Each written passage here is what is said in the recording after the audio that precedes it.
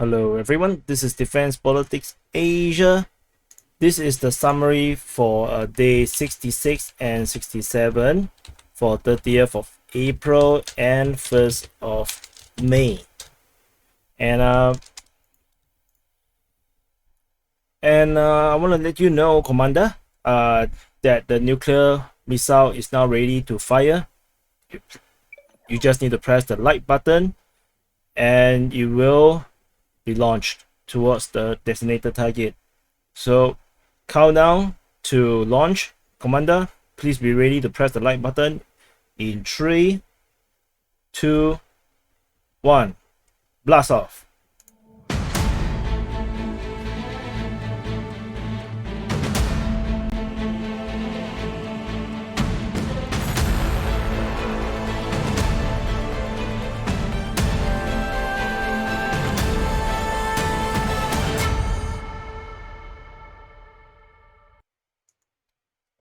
Hi everyone, so this is the summary for day 66 and 67. I hope you have launched a nuclear missile to start off World War III and kill all of us.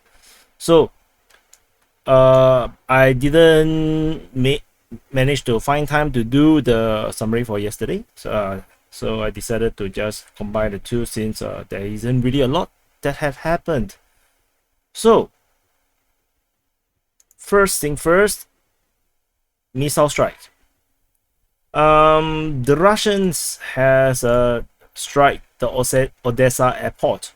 According to the Russian Defense Ministry, they used high precision Onyx missiles and destroyed the hangar at the military airfield, which is this one. I don't know which one is the hangar, and actually I have no idea what is this. This looks very doesn't look like something on Earth. And you have destroyed the arms and ammunition from the US and European countries. They also destroyed the runway.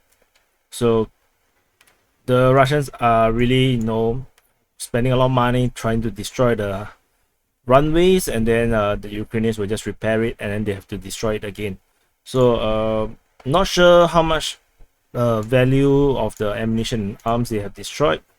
But yeah, so that's that. Let's see if we have anything else. So no information about the military exercise. We have gone to the 2nd of May. So that means the military exercise is gone. It's over.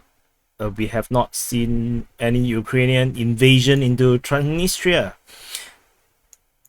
And this, if you try to search on Transnistria and on Twitter, you'll see a lot of chatters about Transnistria, about all the contradicting theories, as well as how Transnistria is ready for war or not ready for war. Russia is going to reinforce or not reinforce. There will be are there too many troops or not enough troops? The Ukrainians are going to attack or not going to attack, or I don't know. It's just yeah, so that's the update for Transnistria. It's a bunch of rubbish. The railway bridge at Kursk Oblast, so this reportedly is this one, is blown up. This one is near Sudza. How is it? Where's Sudza? Sudza. So this Sudza is spelled differently. Let's follow the Google Map one, and it's reportedly blown up by saboteurs. So the terrorist trap continues, or saboteur traps, or commando traps, whatever you call it. So early this morning, actually just a few hours ago, I guess, there's an unknown aircraft flying over Belgorod, which is Russia, this major city just north of Kharkiv. And there's a lot of video showing it releasing a lot of flares, and there's actually an explosion being heard. So the governor of Belgorod wrote that 30 minutes ago he woke up due to two strong ruptures. I think it's explosions. And according to the operational HQ, there is no damage and destruction. There are no casualties. Footage of flashes in the sky is already appearing on social networks, so he will try to clarify all the information in the morning. So the current time in Ukraine now is actually 5:20 a.m. As per this recording. So I think we will see the information maybe in 2-3 hours time. So let's check out the footage. So you can see this is flares. So there's this aircraft flying. Some people say that this might not be a fighter jet. This might be a drone, but I don't think drone has this kind of afterburner behind it kind of thing. So I don't think so. Has the video repeated? No. Yeah, so basically, so this is Belgorod. Looks beautiful. And yeah, where's the flare? Jump. So you can see it's an aircraft fly. You can see the flares light up. Very interesting. So this is the first video that I saw. And then whoops. And then I saw this one, which is more cool because the sound is much more obvious.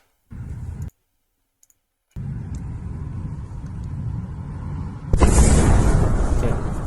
Saw this explosion, right? So that's this video. And then I can show you the last one, which is this one.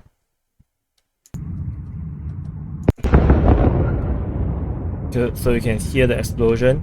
So someone mentioned that how do I explain this? So someone mentioned that that could be after, you know, what's it called? Sonic boom, but it's not a sonic boom. Sonic boom don't sound like that. And for aircraft flying that high, you don't really get that kind of sonic boom. So it's just the aircraft flying, and then this guy is trying to find where the hell is the aircraft. And then he saw the flare here. And then another explosion. So there isn't really a very clear idea of what actually happened. And if you ask me, I have no idea what happened as well. I can only speculate that there might be a very bold raid by a Ukrainian aircraft flying very, very high and dropping a bomb or two, but seems very unlikely because you know the Russian S-400, they can really shoot down aircraft that is flying really high. So no idea what the hell is that. You'll probably know it later, I guess. So, and then there is this Russian analyst writing that the Dnipro airport is still operating. So according to his intel, that there are cadets, practicing low altitude flying in Lviv, and then in Dnipro the situation is the same. Near the airport, there is 5 flights of Sukhoi 25 attack aircraft and 1 flight of Sukhoi 27 being reported. So according to the eyewitnesses, all their flights were carried out without suspensions. I think this means without stopping, and these are also training flights. So this analyst is pretty pissed off, I guess. So he was asking how could this still be happening, and why is training flight still being conducted in Dnipro despite despite the Dnipro airfield has been repeatedly destroyed. So he seems really vexed about this airport. So I just want to let you know this happened. So what else? So let's go to Mykolaiv Front. So there's no change in terms of situation in this area, Mykolaiv Front. Alexandrivka still did not have a conclusion. It seems like the Ukrainians are still there and might have already taken the entire city or town, but it isn't really clear. It isn't really clear what's happening. There's the attempt to get Nova Zoria had not borne fruit. And moving on to Kryvyi Rih Front, there's a Sukhoi 25 getting shot down over Chevonie. Yeah, so that's according to the Defense Ministry of Russia. So it's actually here. So it got shot down. So this Sukhoi 25 is a ground attack aircraft. So we can suspect we can kind of just guess, what the aircraft is trying to do. Maybe attacking the Kryvyi Rih Front, the Russian positions in this area. But it's always a danger to fly in Russian-held territory because of the superior surface-to-air missile situation. And then there is this new advance being reported by Warmapper. So the Russians is reportedly advancing in the direction of Kryvyi Rih by attacking Ivanivka, which is here. Ivanivka, as well as Zaradivka, which is here. So Ivanivka is listed as under Russian control, but somehow they are still managed to attack their own position. So there might be some difference or changes in terms of the front lines that we are not aware of.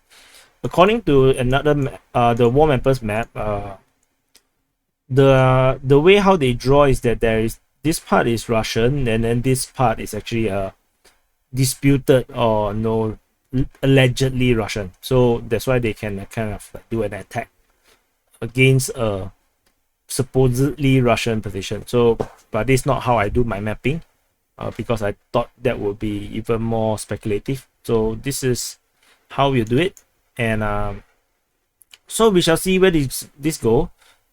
I suspect this is just another diversion. I still don't believe the Russians are planning to attack Kryvyi Rih. But let's say if to restore the border at Kherson, I think this is possible. So because this border, this dotted line here, this is the Kherson border. I think I'll zoom out, is clearer.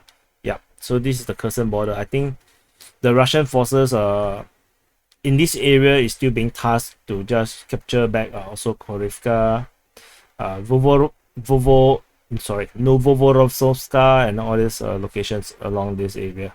I think this is still likely to be their mission. So let's move on to Zaporizhzhia Front.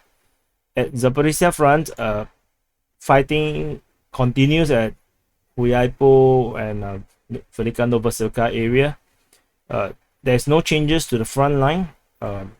Russian offense or Ukrainian offense, whatever offense, is just not offensive enough. So no one get offended, and so nothing changes. The situation at Polohi is weird. So I have actually tweet a message to ask the War Mapper. Around 5 days ago, he caught someone at Polohi, and the contact at Polohi confirmed that the town is still under Russian control. So the question is there fighting at Polohi? So I'm asking him this. If he is nice, he will reply me. If he is not nice, then yeah, I'm not important enough. So it's okay. Moving on to Mariupol. Mariupol, good news. 80 civilians has evacuated from Azovstal. This is from the Ministry of Defense of Russia. So I'm just going to read. This is not me. This is the Defense Ministry of Russia. So due to the initiative of Putin, 80 civilians, including women and children that were forcibly detained by the Ukrainian soldiers, were rescued from Azovstal. So Russian forces and militias from Donetsk People's Republic opened a humanitarian corridor for safe evacuation of civilians and ensured ceasefire. So all released civilians were evacuated to Bezimiano, Bezimiano is here. It's Bezimene. So this was actually the previous. That means when in the early days of the Mariupol fight, this is actually the same humanitarian station where evacuated civilians go to. So where they will be provided with overnight accommodation, food, and necessary medical care. So the civilians who are evacuated from Azovstal, who wish to go to areas controlled by the Kiev regime, will be handed over to representative of the UN and the International Committee of the Red Cross. So I'm not sure who want to go, and I'm not sure how some of you who hate Russia would read this, but I personally read this as a really very gracious move by the Russians to allow the Red Cross and the United Nations to ferry anyone who want to go to the Kiev region to go with them. So I'm not sure. I think I'm quite sure someone will actually take it. Just not sure how many in terms of percentage. I would love to know what's the percentage of the people who were so close to the Ukrainian soldiers with the within the Azovstal plan, and how would they choose to go. If they chose, more of them chose to go to the Russian side, then that is quite definitive. So then we have the latest satellite photo of Azovstal. Let's check this out. So this is some amazing photos. So this is by Christian Tribute. So this let's not read this, but it's by Maxa. So let's check this out, man. So you can see. Should I zoom in? Can I zoom in? Oh, that's the bad idea. Oops. Oh no, this is a bad idea. Okay, let's try this. Yeah, better. So you can actually take a very close look now, because I'm able to zoom in now by opening in a new window. So you can see this bridge, which is let's zoom in at the satellite here. This bridge here is totally destroyed.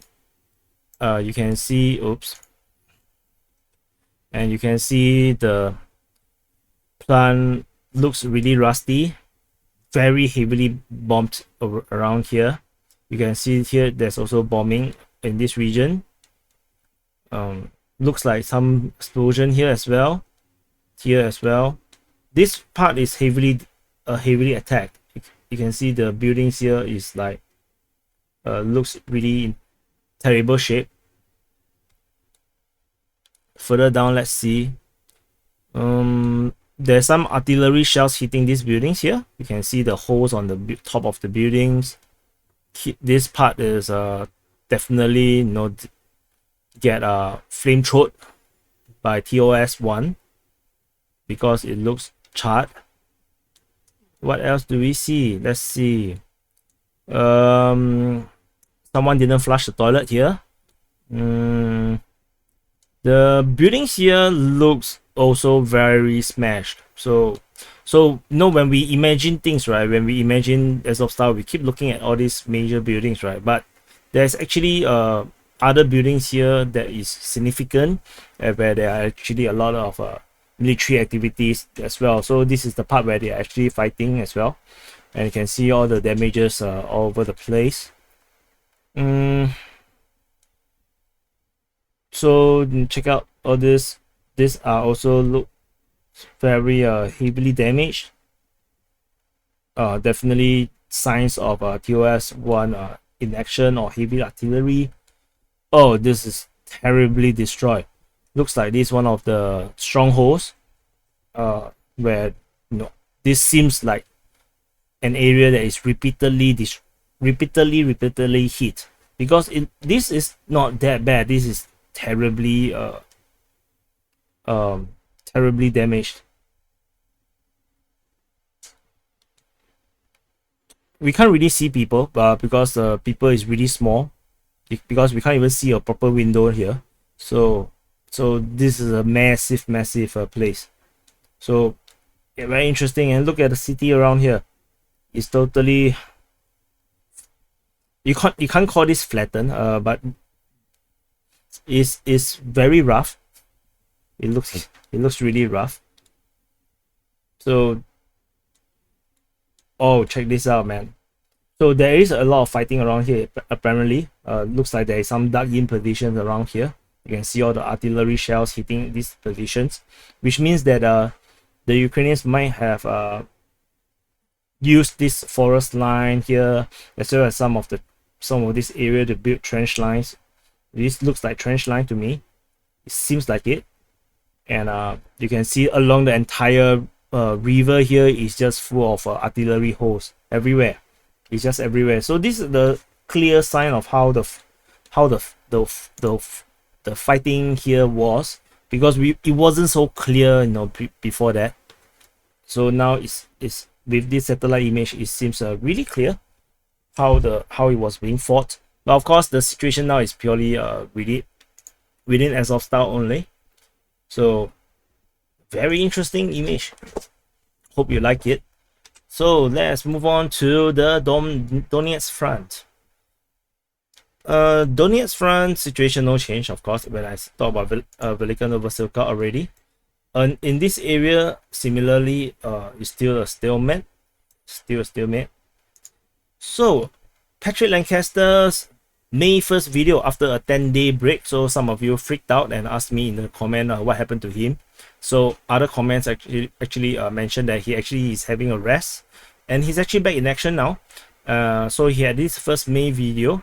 So he was saying he was on the way back to Donetsk, and he was in Velinivka. So Velinivka, you might not actually find it on Google Map because it's actually Olenivka. It's actually Olenivka in the Google Maps. In Russian, it's probably Yelenivka. That's why you may not find this place. So he was around this. He was in this town. I can't really geolocate the exact street that he's in, but this is actually extremely close to the front line. So the civilians. So in case you need to see this, I'm not gonna on the sound. So maybe this helps. So some context. So he's in this town, and so the civilians is talking about Novomikhailivka. So when they talk about where the shells and the mortar is firing from, they was talking about Novomikhailivka. It's actually this town here. So the Ukrainians has been firing in this direction, which is why he's so close to the front line. That's why it can't be helped that he's putting himself in danger. That's why mortar fires is very close to him. So give this some context as to know why he is facing some issues taking this video, and then he was under certain threats of shelling. So so this is the context. So maybe you will find it interesting if you're a fan of Patrick. So that we have covered previously. Adivka is still fighting, and no progress in this front. But at Novoselivka, I have another video for you to see. So there's a video galore. So this is Novoselivka. This is actually at the northern edge of Novoselivka, and you can see there's actually Ukrainian artillery firing here. So, and this Russian drone actually saw it because of the smoke, and then the counter artillery firing, counter battery firing, if you want, immediately hit back at the exact position of that artillery. So they continue to hit some place, and then the drones notice a encampment, and then there goes the encampment. So welcome to modern warfare where artillery is ridiculously accurate. So I will hate to be fighting in the front line, to be honest, because it's like playing cheat code, you know. So where they are was actually just now what you're watching was the artillery is actually here along this road here, and then the encampment is here. So given this, the footage, we might actually can assume that the Russians might be really close, and the Ukrainian forces is really at the very edge in terms of their position in the town. So there might be some forces here trying to hold the front, but looks like the fighting will be over soon at this rate, because the artillery has been taken out, and there goes also one of the maybe there's a tactical HQ of sort, and that got destroyed as well. So it's not looking good for the Ukrainian forces around here. So we might can expect a push by the Russians this way. But you can see this entrenchment is already here. This is the strong point, which is why this is called the stronghold at Novoselivka. So let's move this here. So you can see this is an all-round defense, and then you can see a trench going towards the tactical HQ, which is around here, and they have artillery positions or tank armor positions here. So this position has been here for 7 to 8 years. This is the absolute front line. This is one of the absolute front lines here. So this is the kind of thing that the Russians are facing against the Ukrainians, which is why they are trapped in this location for so long, despite it's actually a very small town.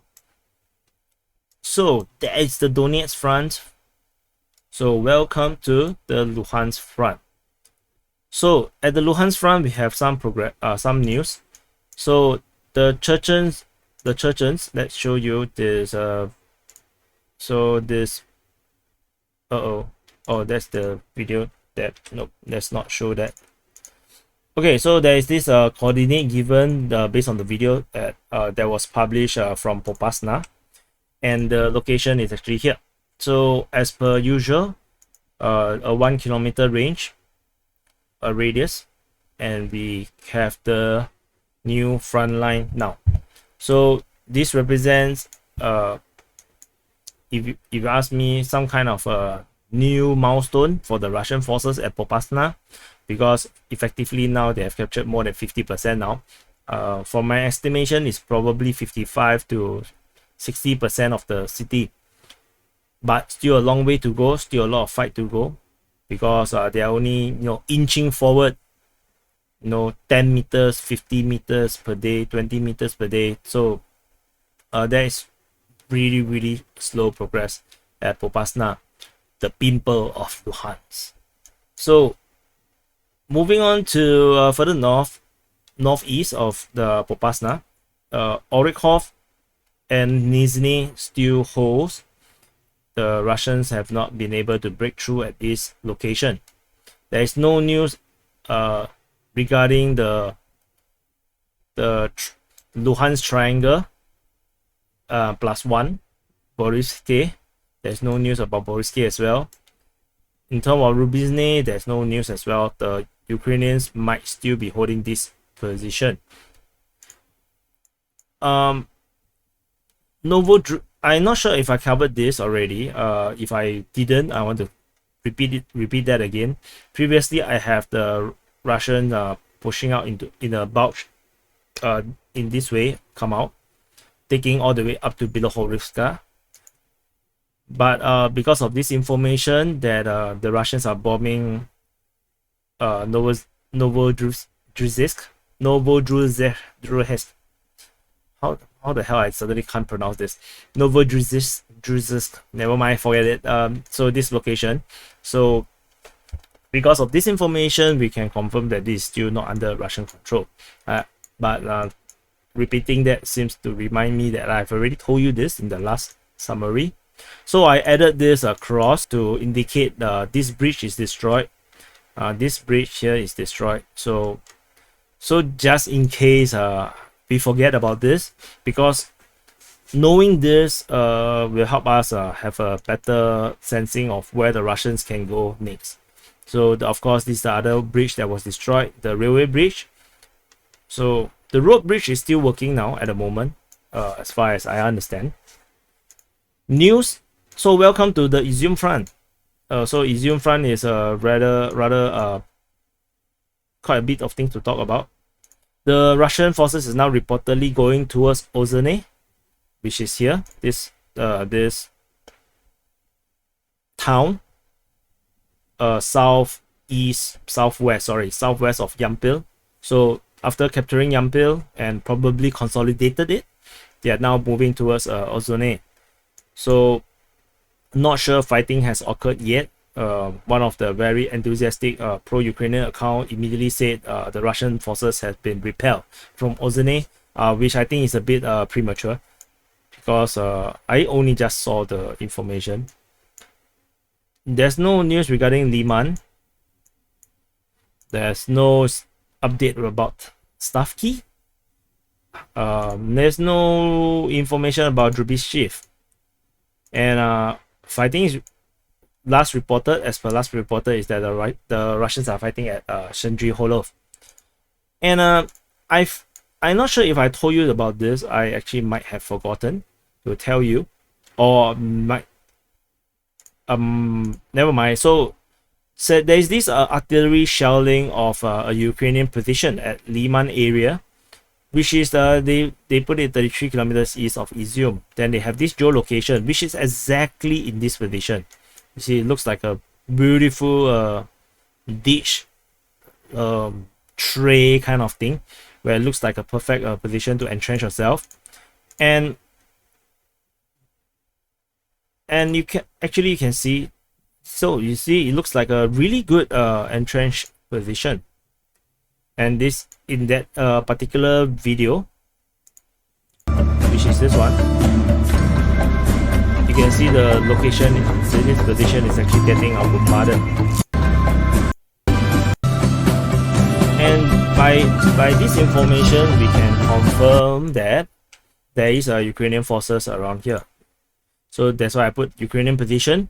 So this position is actually covering the village of Karpivka, which means that the Russians are indeed nearby and they are trying to attack Karpivka. So not sure from which direction. I believe it's from Rukuduk, because this is the last taken position, because the forces around here is moving southwards to capture after capture Kerimki and Alexandrivka. So then we have this interesting news article. So surprisingly, it's actually a news article that Ukrainian soldiers are interviewed and are reported that they are from the 81st Brigade. They received an order to withdraw from the Eastern Front, and they actually walked 12 kilometers through the forest under fire until they reached their point of retreat at Sviatokhursk, which is actually Sviatokhursk here. So when we go by 12 kilometers, it's actually around this area. So it's not exactly at Oskil. So I suspect that these forces might be the ones retreating from Yakivka and Rubisi. They on Twitter they are talking about maybe they are actually this group of the 1,000 troops that was blocked against Oskil and getting grinded by the artillery. So the pro-Ukrainian crowd are really excited that these 1,000 troops actually managed to escape through the forest to Sviatokhursk. However, I'm not too sure if these guys is the same as these guys, because these guys looks like they are from Yakivka, because 12 kilometers that's pretty specific. So let's say give them 15, they are still at this area. So not sure. So we have no idea, if these are the same guys. So let's take a pinch of salt and let's see if this thing cleared up in over the next few days to see whether this narrative is totally gone. Then maybe this is true. So this is about this mysterious force that was retreating to Svatohorsk.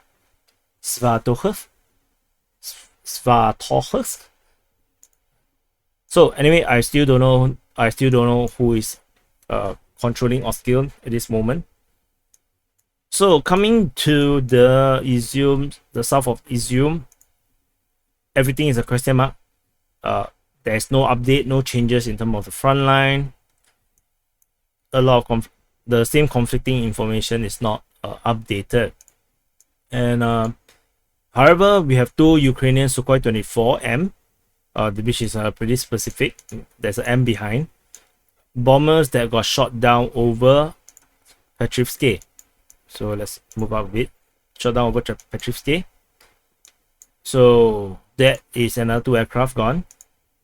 Then we have this rumor that the Ukrainian artillery strike hit a command post in Izyum, and then they killed one of the general and actually injured a chief of staff. So I want to bring you to Falcon Ovsin, which had this very interesting story to tell us. So I'll just read through. So according to the Ukrainian military intelligence, General Valery Gerasimov, the Russian chief of general staff, was slightly injured in an artillery strike in Izyum. The general was evacuated. Another general and dozen of high staff officers were killed. So this is an unconfirmed report that claims that Gerasimov 66 was wounded in Izyum, and which is the center of intense fighting. So I'm not sure this Izyum is the Izyum city or south of Izyum. So they say that it's the same location where the 9th General, Major General Andrei Simonov 55 was killed in earlier reports today.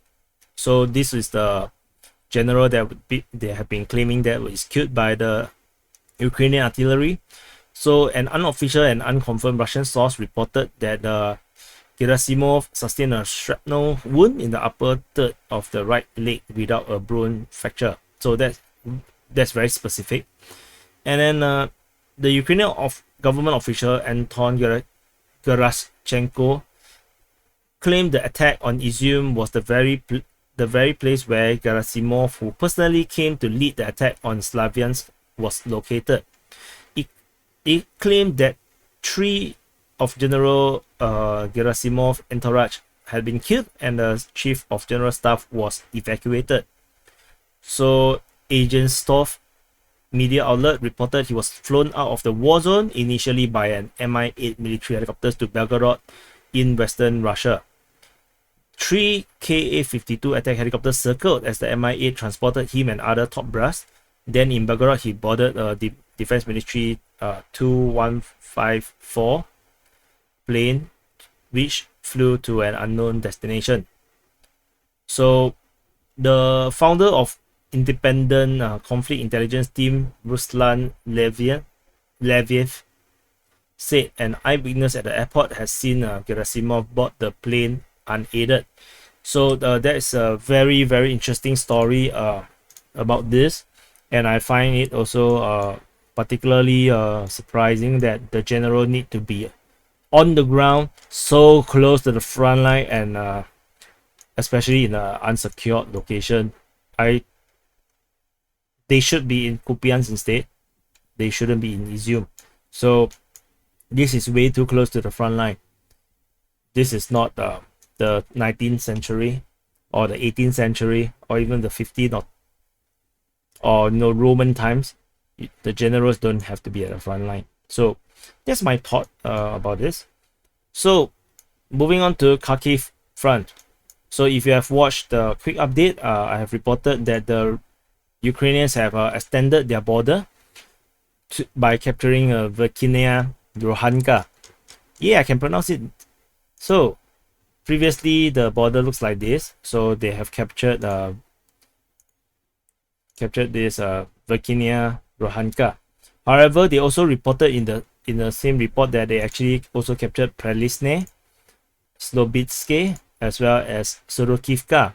However, I have a serious question about these three locations because they had always been under Ukrainian control. You see, when I go back to day 63, it's already in their control. Let's go back to day 60, is still in their control. Let's go back to day 50.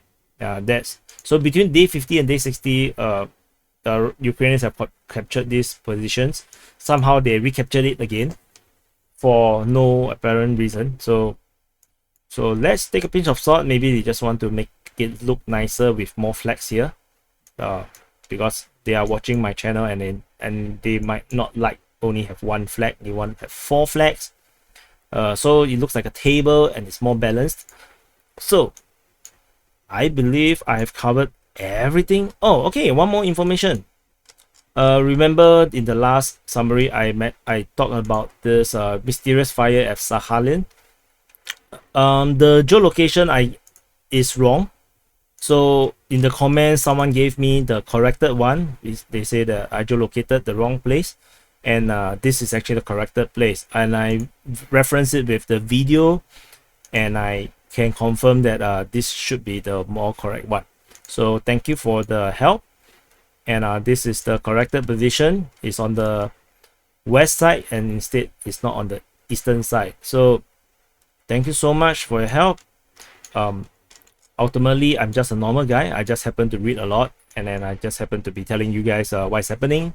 So I'm not smarter, I'm not better. We are all the same. That's why I respect all your comments, which is why I always try my best to read the comments and try to respond and to reply as much as I can. So this is the summary for the day of 66 and 67 for 30th of April and 1st May. So 1st May is Labor Day in Singapore. So happy workers, happy, I don't know how do you, happy Labor Day to all the workers. And also tomorrow is Hari Raya Puasa, or the end of, or the celebration of the end of fasting for all the Muslims. So I wish you guys a early Hari Raya Puasa. And Hari Raya is a Malay term for happy day or celebration day. So I'm not sure what is the other terms in Arabic for it. So anyway, just happy Puasa day. And I'll see you guys in the next. If you haven't pressed the like button to launch the nuclear missile, I think this is a good time. And see you in the next update.